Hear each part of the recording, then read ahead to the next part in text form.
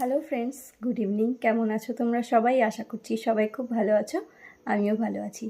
তো আজকের দিনটা হলো 14 ফেব্রুয়ারি। আজকে হচ্ছে শুধুই ভালোবাসার দিন। সবাইকে জানাই আমার তরফ থেকে happy Valentine's day, love you all. সেই সঙ্গে আজকের দিনে ঘটে গিয়েছিল সেই মর্মান্তিক ঘটনা।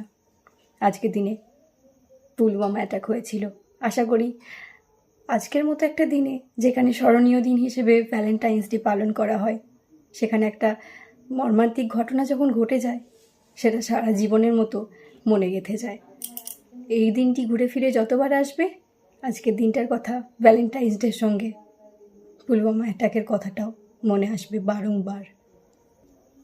সেই সব শহীদ ভাইরা যারা নিজেদের শরীরকে, নিজেদের দেহকে, নিজেদের জীবনকে, নিজেদের মনকে, নিজেদের সংসারকে উপেক্ষা করে শুধুমাত্র আমাদের নিরাপত্তার জন্য 24 ঘন্টা কর্মরত থাকে অন ডিউটি, তাদের জীবনের কোনো পরোয়া না করে। তাদের জন্য, আমার সেই শহীদ ভাইদের জন্য আমার আন্তরিক শ্রদ্ধা।